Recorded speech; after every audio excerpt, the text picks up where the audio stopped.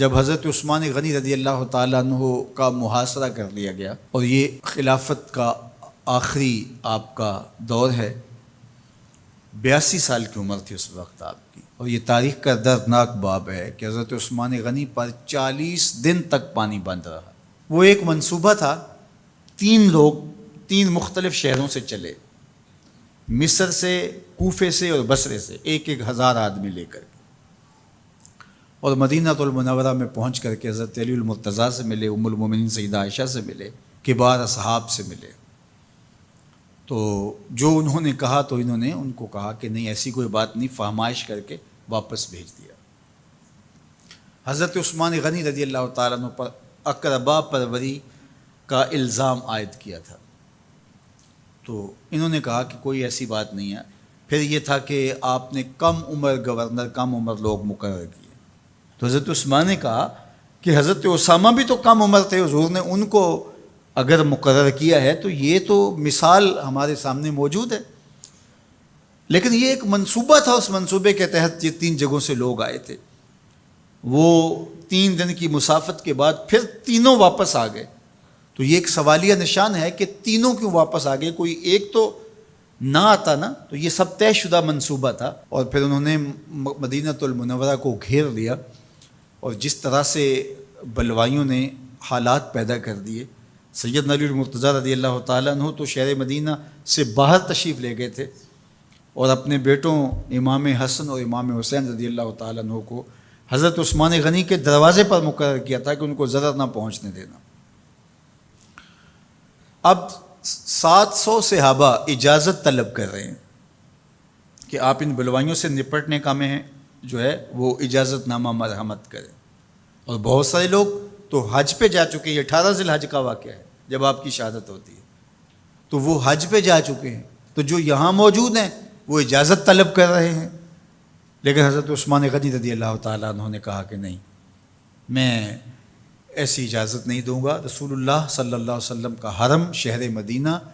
لوگوں کے خون سے لالازار ہو، یہ میں اس کو گوارا نہیں کرتا۔ افواج موجود ہیں، اور دنیا کی تاریخ میں آپ کو ایسا نہیں ملے گا کہ اتنی بڑی حکومت کسی کے پاس ہو اور وہ خود گھیر لیا جائے، اس کا پانی بھی بند ہو جائے، اور وہ حکم دے کہ نہیں، میرے لیے آپ ایک قطرہ بھی خون نہیں بہائیں گے۔ بلکہ آپ کے غلاموں نے جب تلواریں اٹھا لی تو آپ نے فرمایا کہ میرا حکم ہے کہ تم تلواریں نیچے رکھو،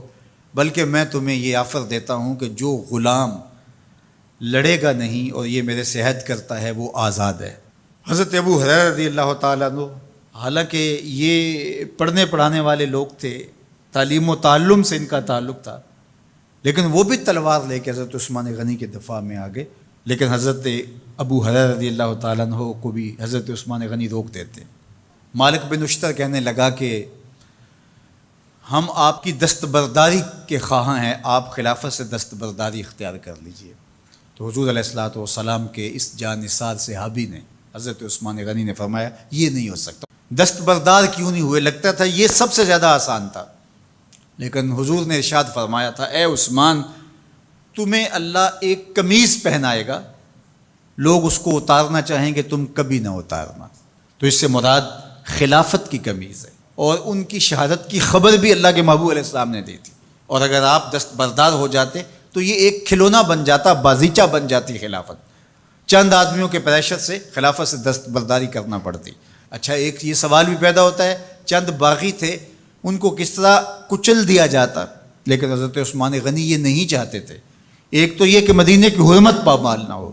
اور دوسرا پورے عالم اسلام کو آگ لگانے کا جو منصوبہ تھا، 3 مختلف شہروں سے 1,000 آدمی لایا گیا ایک منصوبے کے تحت، اور انہیں لاشیں چاہیے تھیں، اور جو ان کے پیچھے کام کر رہے تھے نادیدہ ہاتھ، ان کا منصوبہ یہ تھا کہ یہاں سے مختلف سمتوں میں، یہ تینوں شہر مختلف سمتوں میں تھے، تینوں سمتوں میں جب لاشیں جائیں گی تو پورے عالم اسلام کو ہم جو ہے وہ خانہ جنگی کی آگ میں دھکیل سکیں گے۔ تو حضرت عثمان غنی ان سازشوں سے آگاہ تھے، تو سب سے اہون اور آسان یہ تھا کہ قربانی پیش کر دی جائے، اور پھر انہوں نے سن بھی رکھا تھا کہ 2 شہید ہیں، شہید تو انہوں نے بہرحال ہونا ہے، تو لہٰذا میں خلافت سے دستبردار بھی نہیں ہوں گا، اور شہر مدینہ کی حرمت بھی پامال نہیں ہونے دوں گا۔ اور تیسری بات یہ ہے کہ میں خود مظلوم شہید کر دیا جاؤں، تو آپ نے یہ گوارہ کر لیا۔ تو 18 ذوالحج تھا، جمعہ کا ہی دن تھا،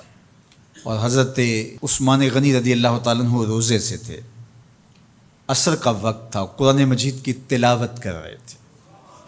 حضرت امام حسن، امام حسین اور حضرت عبداللہ بن زبیر اور دیگر لوگ آپ کے دروازے پہ پہرا دے رہے تھے،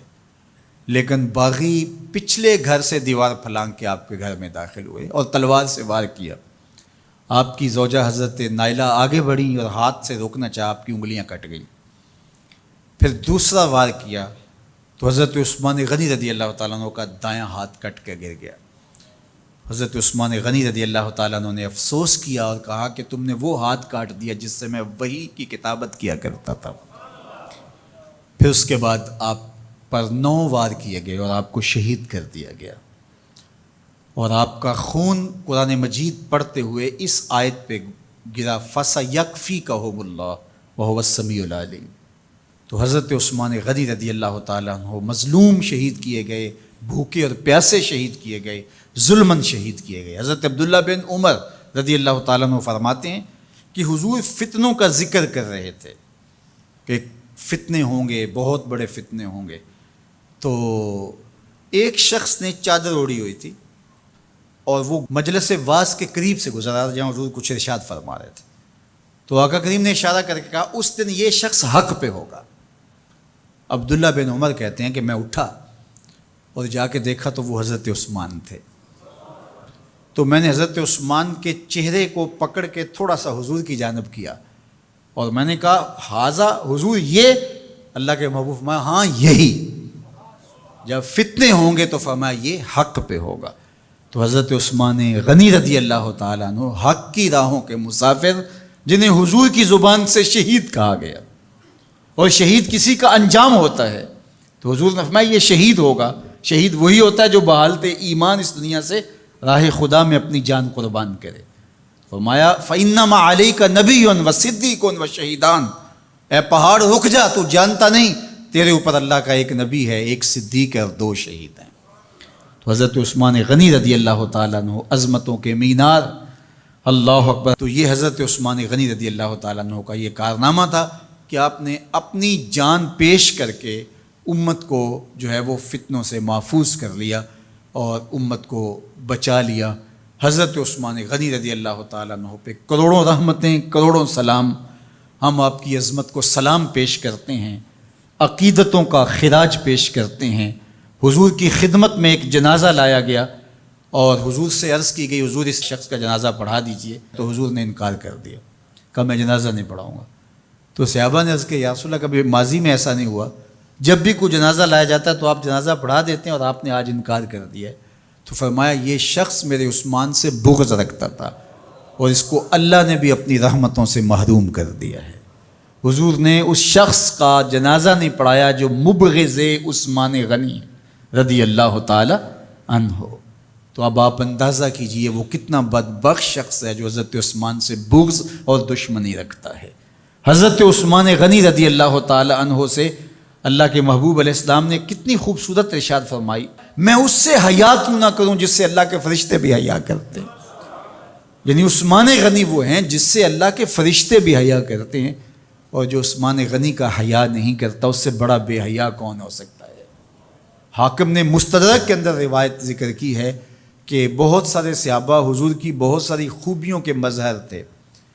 اور سب سے زیادہ حضور کے خلق کے مشابہ حضرت عثمان غنی رضی اللہ تعالیٰ، اور خلق میں سب سے اونچا درجہ حیا کا ہوتا ہے۔ تو حضرت عثمان غنی رضی اللہ تعالیٰ عنہ حیا کے اس مقام پہ فائز المرام تھے جو انہی کا مقصوم تھا۔ اللہ ہمیں حضور کے اہل بیت، حضور کے اصحاب، بلکہ حضور کے در کی مٹی کی تعظیم بھی نصیب کرے۔ اقبال نے کہا تھا خاک طیبہ از دو عالم خوش ترست، آن خنک شہرے کے آنجا دل برست۔ ہمیں تو طیبہ کی مٹی بھی اچھی لگتی ہے اس لیے کہ وہاں محبوب جو رہتے ہیں۔ تو محبت تو اس چیز کی متقاضی ہوتی ہے، محبوب کی راہوں کو بھی سلامی پیش کی جائے۔ تو جو حضور علیہ السلام کے ساتھ منسوب اتنی وقی نسبتیں ہیں ان کا احترام کیوں نہیں کریں گے؟ تو حضرت عثمان غنی تو داماد رسول ہیں، حضرت عثمان غنی تو ذو النورین ہیں، حضرت عثمان غنی تو حضور علیہ الصلوۃ والسلام کے محبوب اور حضور علیہ الصلوۃ والسلام کے پیارے ہیں، ان کو جنت کی بشارت دی گئی ہے، عشرہ مبشرہ میں سے ہیں، 4 جلیل القدر خلفاء میں ان کا نام شامل ہے، اور پھر حضور کی 2 صاحبزادیاں ان کے نکاح میں آقا کریم نے ان کو شہید خود قرار دیا، اور میرے اور آپ کے آقا و مولا نے کہا آج کے بعد کوئی عمل عثمان کو نقصان نہیں دے گا، اور کہا عثمان سے میں حیا کیوں نہ کروں، اس سے اللہ کے فرشتے بھی حیا کر